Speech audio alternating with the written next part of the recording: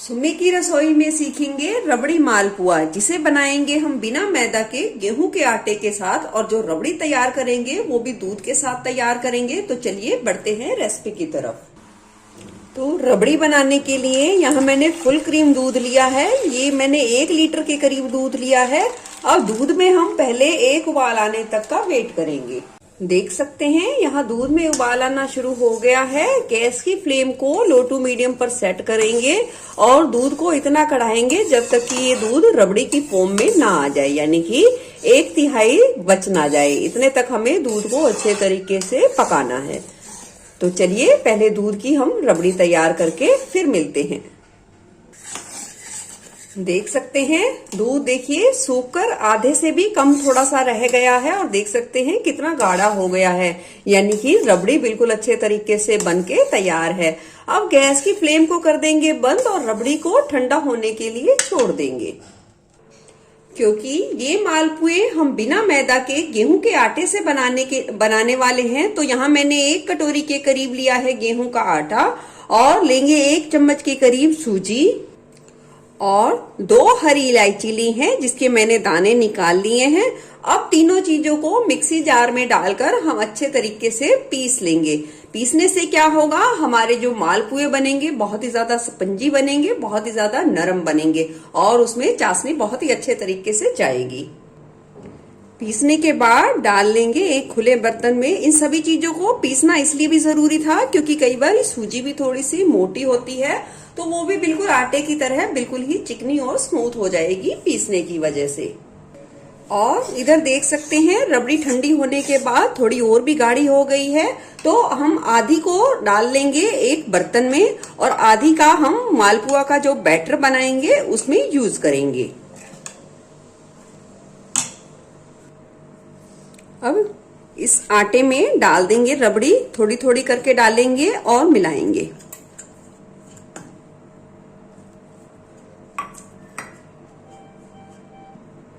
रबड़ी को मिलाने के बाद देखिए बैटर हमारा सूखा सूखा है, तो हम जरूरत के हिसाब से इसमें मिलाएंगे दूध। देखिए दूध बहुत ज्यादा गर्म नहीं होना चाहिए और दूध बहुत ज्यादा ठंडा भी नहीं होना चाहिए, तो जरूरत के हिसाब से दूध को मिलाएंगे और अच्छे तरीके से मिलाएंगे।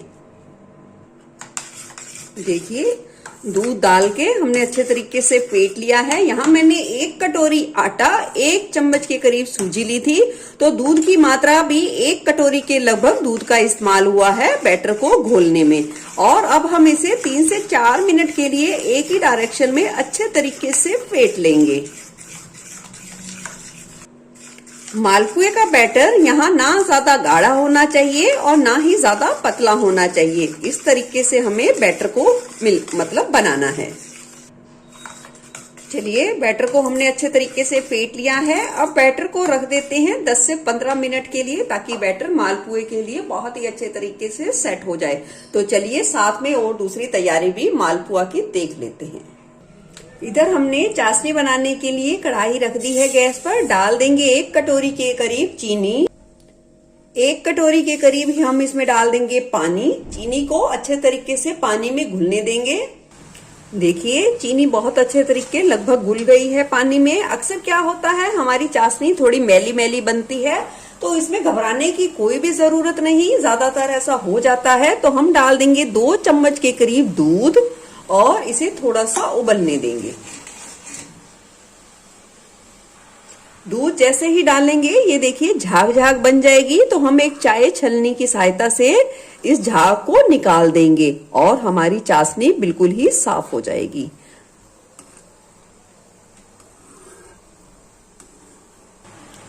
चाशनी को साफ करने के बाद डाल देंगे थोड़ा सा केसर। अगर आपके पास है तो जरूर डाल दीजिए और 2 से 3 हरी इलायची खोलकर मैंने डाल दी है। मिला लेंगे और चाशनी को इतना पकाना है कि चाशनी हमारी चिपचिपी हो जाए। गैस की फ्लेम को आप मीडियम पर रख दीजिए और बस चाशनी को बनने में 2 से 3 मिनट का ही समय लगभग लगेगा। चलिए चाशनी तो हमारी बनके तैयार है। गैस की फ्लेम बंद कर देते हैं और इधर जो हमने थोड़ी सी रबड़ी बचा के रखी थी उसमें डाल देंगे स्वाद के अनुसार चीनी और मिला लेंगे। आप चाहें तो इसमें भी हरी इलायची या केसर का इस्तेमाल कर सकते हैं अगर आपको पसंद है तो, पर मैं यहाँ नहीं करूंगी। और इस रबड़ी को 1 मिनट के लिए लो फ्लेम पे पका लेंगे ताकि चीनी रबड़ी में अच्छे तरीके से घुल पाए। चलिए रबड़ी को भी हमने अच्छे तरीके से पका लिया है। चलिए रबड़ी को रख लिया है हमने, इतने में ठंडी होगी और इतने में ये मालपुए का बैटर भी बहुत ही अच्छे तरीके से रेस्ट हो चुका है। तो चलिए बना लेते हैं मालपुए। मालपुए बनाने के लिए मैंने तेल को गरम कर लिया है। बहुत ज्यादा गरम नहीं करना है और बहुत ज्यादा ठंडा भी नहीं होना चाहिए, यानी कि मीडियम गरम होना चाहिए। आप चाहें तो इसे देसी घी में भी बना सकते हैं, पर इसे सरसों के तेल में बिल्कुल भी ना बनाइए। आपकी सारी मेहनत व्यर्थ जाएगी और कोई भी टेस्ट अच्छा नहीं आएगा। अब हम कड़छी में लेंगे बैटर और इस तरीके से डाल देंगे। मालपुए का जो साइज है वो आप अपने हिसाब से थोड़ा कम ज्यादा भी कर सकते हैं। थोड़ी थोड़ी दूरी पर डालिए और गैस की फ्लेम को इस समय मैंने लो टू मीडियम पर कर रखा है। आप अपने चूल्हे के हिसाब से गैस की फ्लेम को एडजस्ट कर सकते हैं। अब थोड़ा सा सिकने देंगे। जैसे ही मालपुए थोड़े से सिकेंगे, कड़छी से थोड़ा सा ही हिलाने से वो ऊपर आ जाएंगे और फिर हम उसे अलट पलट कर अच्छा सुनहरा होने तक सेक लेंगे। देख सकते हैं मालपुए पे कितना बढ़िया कलर आया है। ये देखिए, पास से दिखाती हूं मैं। चलिए एक बारी के तो सिक गए हैं और अब हम इन्हें प्लेट में निकाल लेते हैं। मालपुए का एक्स्ट्रा तेल निकालने के लिए आप एक दूसरा कड़छी और ले लीजिए और उसे इस तरीके से थोड़ा सा प्रेस कर दीजिए ताकि कढ़ाई में ही एक्स्ट्रा तेल है वो आ जाए। दूसरा बैच भी डाल देते हैं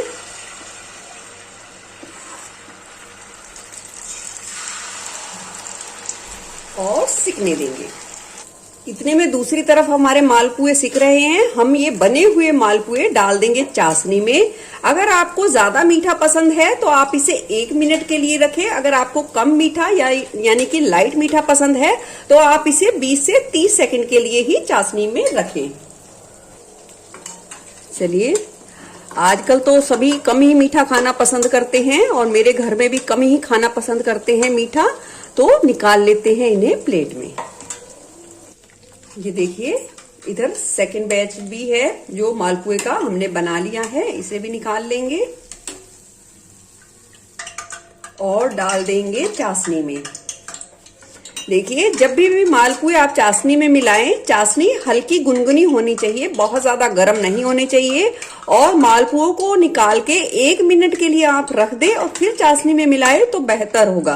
तो बहुत ही ज्यादा अच्छा टेस्ट आएगा मालपुए में और वो बिल्कुल भी चिपके चिपके से नहीं बनेंगे। तो चलिए अब कर लेते हैं प्लेटिंग। चलिए, तैयार मालपुआ को निकाल लिया है हमने प्लेट में और डाल देंगे जितना हमें पसंद हो उस हिसाब से डाल देंगे रबड़ी। कम ज्यादा आप अपने टेस्ट के अनुसार कर सकते हैं। गार्निश कर देंगे बारीक कटे हुए पिस्ता के साथ। आप कोई भी ड्राई फ्रूट्स ले सकते हैं।